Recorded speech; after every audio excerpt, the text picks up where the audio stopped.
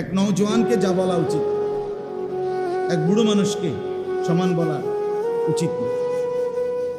একই আপনি এক যুবক বলল যে হুজুর আমি রাত্রিবেলা নামাজ পড়তে চাই, তাহাজ্জুদ কয় রাকাত পড়লে ভালো হয়? আমি যদি তারে বলি 40 রাকাত, সে পারবে, যুবক পারবে, মুরব্বীর জন্য কষ্ট হয়ে যাবে। ঠিকই না বলেন? চাচার বয়সী 60, ওনারে আমার যদি এক সেম চাপায় দেয় কষ্ট হয়ে যাবে। কথার কথায় বললাম এরকম।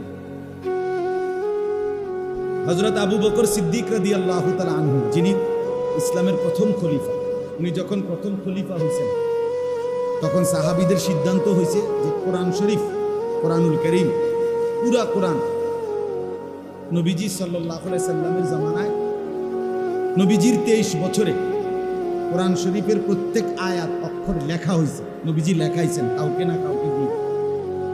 কিন্তু একসাথে পুরা কোরআন এক জায়গায় সবগুলো লিখিত কপি, কাগজ যেটাতেই হোক, কাঠের মধ্যে হোক, চামড়ার মধ্যে হোক, পাথরের মধ্যে হোক, যেখানেই লেখাইছে মনে করেন, তখন তার অ্যাভেলেবেল কাগজের কিছু ছিল না। কিন্তু একসাথে এক জায়গায় যে 30 পারা কোরআন এনে সব লেখা এখানে আছে, এরকম ছিল।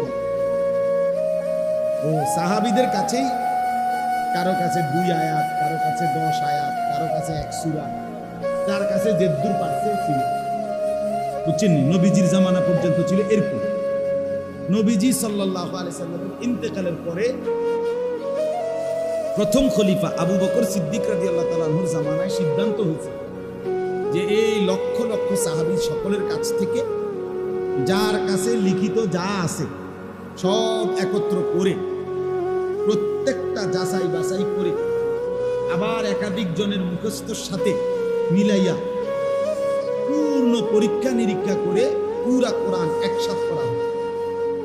বুঝছেন? এটা একটা কি হয়েছে মনে করেন, রাষ্ট্রীয় সিদ্ধান্ত হয়েছে। হযরত আবু বকর সিদ্দিক রাদিয়াল্লাহু তাআলা আনহু উনি অনুমোদন দিয়েছেন খলিফা। এখন প্রশ্ন হয়েছে, এই যে ভারী কাজটা, এত বড় প্রকল্প, লক্ষের চাইতে বেশি সাহাবী থেকে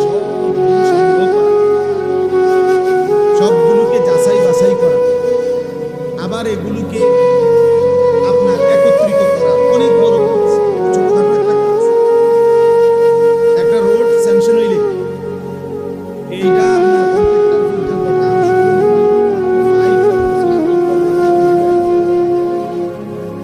ঠিক না, মানে নাকি বস্তা করে টাকা এনে শুরু করে অনেক কিছু প্রসেসিং করে গিয়ে একটা কি হয়, কাজটা শুরু হয়।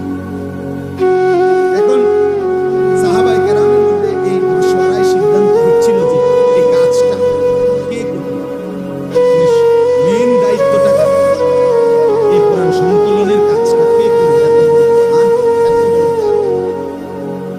হযরত আবু বকর সিদ্দিক রাদিয়াল্লাহু তাআলা তখন ওই নবীজির জামানায় যারা যারা কোরআন শরীফ লিখতো, নবীজি লেখাইতেন চাকরি দিয়া, এর মধ্যে সবচেয়ে বেশি লেখছেন যিনি, তিনি ছিলেন সবচেয়ে কম বয়সী।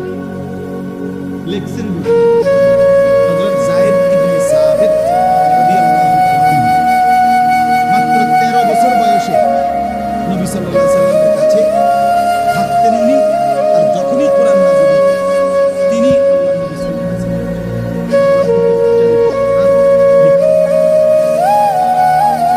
এখন আবু বকর সিদ্দিক রাদিয়াল্লাহু তাআলা আনহু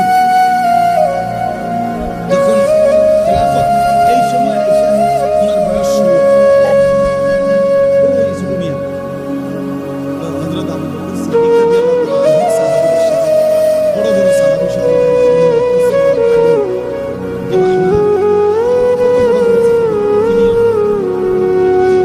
সবার সামনে উনি প্রস্তাব দিলেন এই কোরআন সংকলনের এই ভারী কাজ, এই বিশাল প্রকল্পটা, এটার প্রথম জিম্মাদার, মেইন দায়িত্বশীল দেওয়া হোক আমার প্রস্তাব এই 16 বছরের যায়েদ ইবনে সাবিত।